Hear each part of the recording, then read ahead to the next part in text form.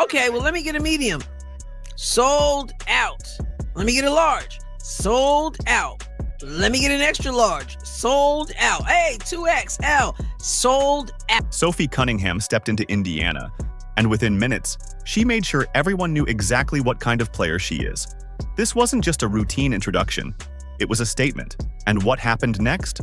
Let's just say someone over in Las Vegas might be rethinking their merch sales right about now. Hey guys, it's Sophie Cunningham here. I'm finally in Indiana and I am so excited to be here and meet all of you. See you guys at the game. Bye. When Sophie took the mic at her press conference, she wasted no time setting the tone. She made it crystal clear. She's sassy, she's fiery, and she's got her teammates' backs no matter what. Fever fans have been craving that kind of energy, and Sophie walked in ready to deliver. No hesitation, no holding back, just pure, unapologetic confidence. Again, I think that just the competitor that I am, I'm fierce, I'm sassy, I stick up for my teammates, stick up for myself. And so sometimes I think that's okay to be feisty and to be yourself, but I'm excited to play in front of the fans. I think that she's drawn a lot of people, not only to Indiana, but to the women's game as a whole. And so just to be a part of something great, just really happy to be here. Then, right after dropping those bold words, Sophie posed with her brand new Indiana Fever jersey, number 8, on full display. You could practically hear the excitement buzzing through the fan base. The moment she posted that picture online, the comment section flooded. Fans were already begging to know where they could get their hands on her jersey. Not long after I put it up, I was going through the comments and I noticed someone commented saying, I'm going to get one of those jerseys. Sophie Cunningham, yes, I'm getting that jersey. But the commenter said, I can't get a jersey. These jerseys are gone. These jerseys are about sold out. Can't get one. And I was thinking, wow. And that's when the madness really started. Just hours after her press conference, social media exploded with fans all saying the same thing. Sophie Cunningham's jersey was nowhere to be found. Completely sold out. And mind you, she hadn't even stepped onto the court yet. She hadn't played a single minute. Hadn't even gotten through her first full practice. And still, her jersey vanished from the shelves faster than a Caitlyn Clark deep three. Just showed up in Indiana. Just had her press conference. Just got in the gym already. I know she got in the gym with Keith Porter, knocking down shots, working on stuff. The jersey that you just saw her highlighting. Got my jersey, finally here. Good luck. Oh, and get this. This all went down right after Sophie had just finished her first gym session with Keith Porter. She was still catching her breath from her first Fever workout, when fans had already wiped out every last Cunningham jersey in stock. That's wild.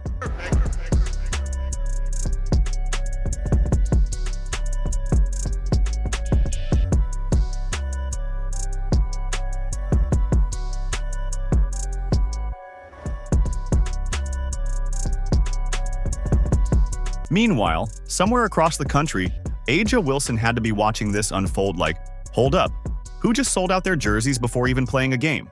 You know she had to be scrolling through social media, seeing all the hype, and suddenly feeling a little nervous.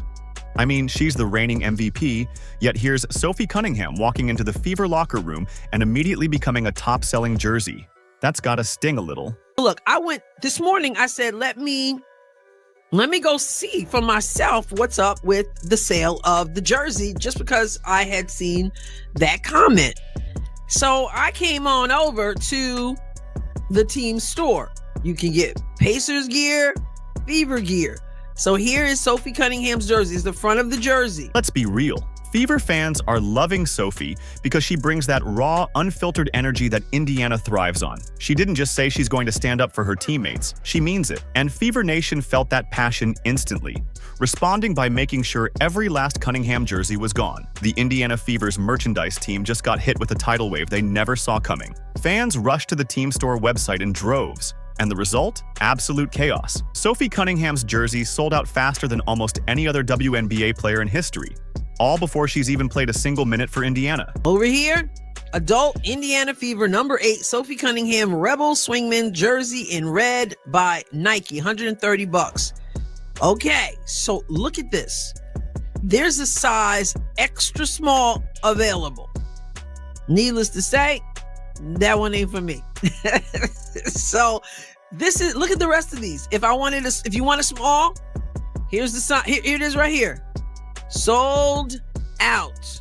Think about that for a second. This isn't some longtime franchise player. This isn't a former MVP. This is a newly acquired role player. And yet her jersey demand skyrocketed like she's the face of the league. The Fever's merchandise team completely blindsided. Right now, they're probably still scrambling behind the scenes, desperately trying to restock before the season even starts. But just how bad is this sellout situation? Let's take a deep dive into what's happening over at the Indiana Fever's official store. Okay, well, let me get a medium. Sold out. Let me get a large. Sold out. Let me get an extra large. Sold out. Hey, 2XL. Sold out. The only thing that you can get is an extra small, and it still says low stock, one item left. One item. I checked the site myself, expecting to maybe see a few sizes left. Nope, every single size. Medium, large, extra large, double extra large, all gone. It's like they never even existed. The only thing left? One single extra small jersey. And even that had a warning flashing low stock. Only one left. If you didn't move fast, you were out of luck. Cunningham just showed up in Indy. Hasn't played a game yet. And that commenter wasn't lying. If you're extra small, I guess you can grab up that one left. That's wild. I guess the message has been sent. The organization is going to have to make sure they have plenty in stock. Meanwhile, just for fun, I took a peek at Aja Wilson's jerseys and, well, let's just say there's plenty of inventory available. Large, medium, small, take your pick. No flashing low stock warnings there. Just rows and rows of Aja jerseys waiting for someone, anyone, to add them to their cart. But Sophie, gone faster than pizza at a Super Bowl party. This, by the way, is driving Aja Wilson fans nuts. They're furious that this is happening on the same day. Why are they doing this? Oh my God, don't they realize the impact of Aja Wilson, blah, blah. What impact? Stop it. The Fever's merch team is officially in panic mode. They never expected this kind of response for Cunningham, and now they're scrambling to restock before the Fever's first game. Let's be real, this kind of sellout frenzy usually only happens for generational superstars or #1 draft picks, not players picked up in trades. But this situation proves something bigger. Fever fans aren't just hopping on the Caitlyn Clark bandwagon. Now, I gotta say this because I've said this before, and this is yet another example. Indiana Fever fans. I'm not talking about the people they've been made out to be by people out there, by media, by WNBA players and coaches. I'm not talking about that. I'm talking about real Indiana Fever fans. Don't just talk the talk. They walk the walk. For years, critics have tried to claim that Indiana's fan base is only here for Clark, that they wouldn't care about the rest of the roster.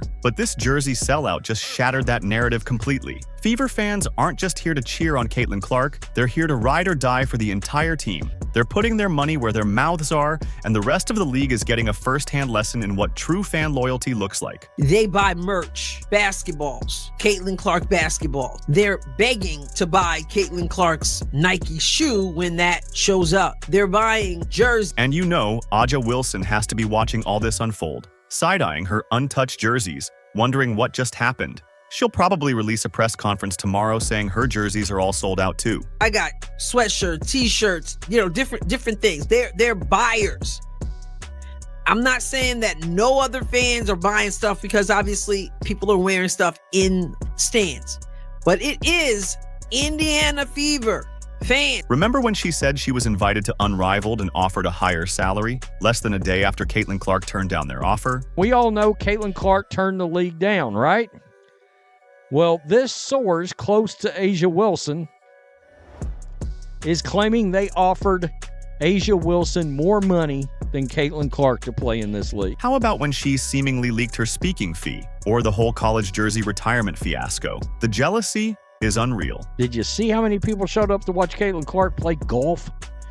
With actual attention, economics at play, Caitlyn's participation in any league has an existential bearing. Nobody outside of Aja herself cares about whether Aja shows up. That's crazy because literally nobody asked, and sources close to Aja Wilson decided to answer anyway. Indiana Fever fans aren't just talking the talk, they're backing up their loyalty with their wallets, and it's reshaping the entire franchise. While other WNBA fan bases are busy arguing on social media or making excuses for their team's lackluster attendance, Fever fans are out here breaking records in merchandise sales. The town, right? Renee Montgomery of the Atlanta Dream. They not like us, Renee. Those who say it's not about Caitlyn, I'm not saying again that no other fans are buying stuff. That's obviously not true. But you cannot, just like you can't compare other players to Caitlyn Clark and the effect she has, you cannot compare other fans. This isn't just about showing love for Caitlyn Clark. It's about embracing every player who puts on that Fever jersey, whether they've been on the team for years or just arrived.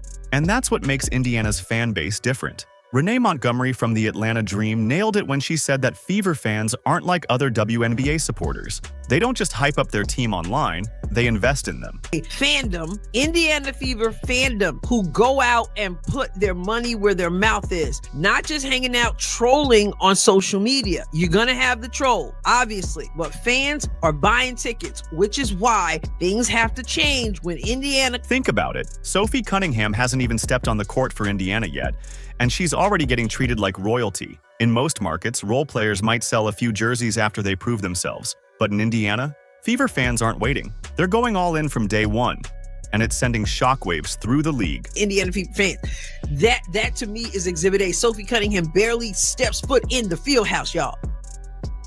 Jersey, one left in extra small. Everything else sold out, sold out, sold out, sold out, sold out. Whether you skinny, whether you fat, sold out. Equal opportunity, sold out. But this is bigger than just a few jerseys flying off the shelves. Indiana's fan loyalty is turning the Fever into a destination franchise. Players around the WNBA are paying attention. If you had the choice between playing in front of half-empty arenas with zero energy, or joining a team where fans welcome you with open arms and buy out your jersey before you've even played a game, where would you go? Indiana is making itself the place to be, and other teams are scrambling to catch up. And now, we have a full-blown merchandise crisis on our hands. Fever fans are trying to get their hands on anything with that Indiana logo on it, and the supply chain just can't keep up. Jerseys are gone, hats are selling out, and don't even get started on the Caitlyn Clark shoe situation. I just want to point that out. As an Indiana Fever fan, I mean, there are people who are willing to pay all kinds of money to get tickets. There are people who are buying merch off, like flying off the shelves, basketball, all kinds of stuff. And they're begging to buy that shoe. That's why I said, Nike, I don't know what the deal is. I'm not into the contract or anything like that. They got something, whatever their agreement is, that's their agreement. I'm saying, though, when that shoe shows up, they better prepare and be ready. Nike is failing to capitalize on what could be the biggest WNBA merchandise release of all time. Clark's signature shoes are nowhere to be found. No release date, no update, nothing. Meanwhile, fans are practically throwing their credit cards at the screen, begging to buy them. If Sophie's jersey sold out in hours, Clark's shoes will be gone in seconds. So what's Nike waiting for? The Fever are turning into a merchandise juggernaut, and the only thing stopping them now is the lack of supply. If the WNBA and Nike don't wake up fast, they're going to miss out on the biggest business opportunity the league has ever seen. She had the craziest momentum that we have ever seen with any athlete in the history of ever.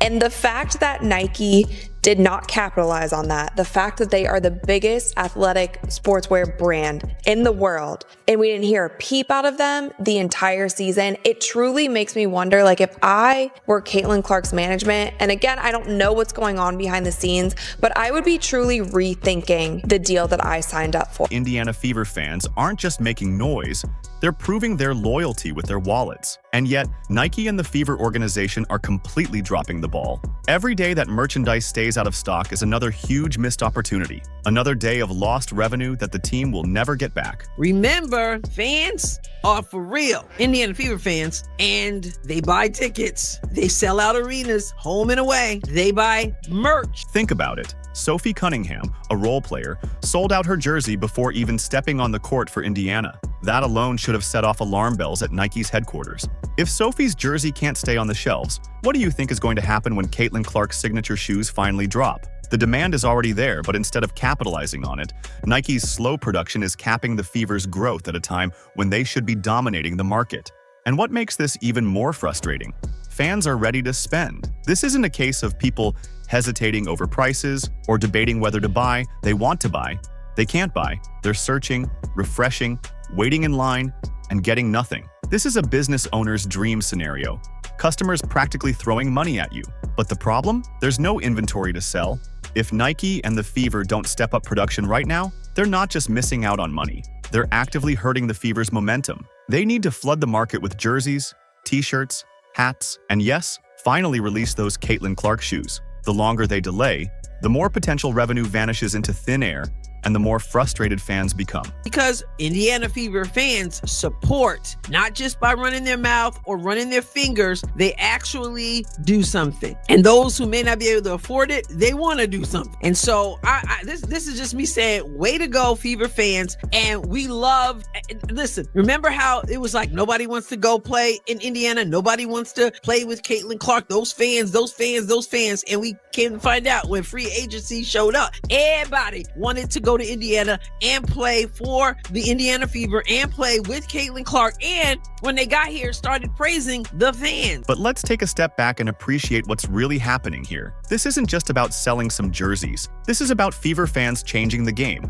Literally, Renee Montgomery nailed it when she said Fever fans aren't like any other WNBA supporters. They don't just cheer from the sidelines, they invest in their team. They're setting a new standard for what women's basketball fandom looks like, and they're forcing the entire league to take notice. Fever fans aren't just watching history, they're creating it. They're proving that a WNBA team can be just as marketable and profitable as any men's team if the right pieces are in place. This isn't just a fan base, it's a movement that's redefining what support looks like in women's sports. And if other teams aren't taking notes, they're going to get left behind, just like Aja Wilson. Do you agree? Let us know in the comments. Like, subscribe, and turn on all notifications so you never miss out. Click the video on the screen, and we'll see you in the next one.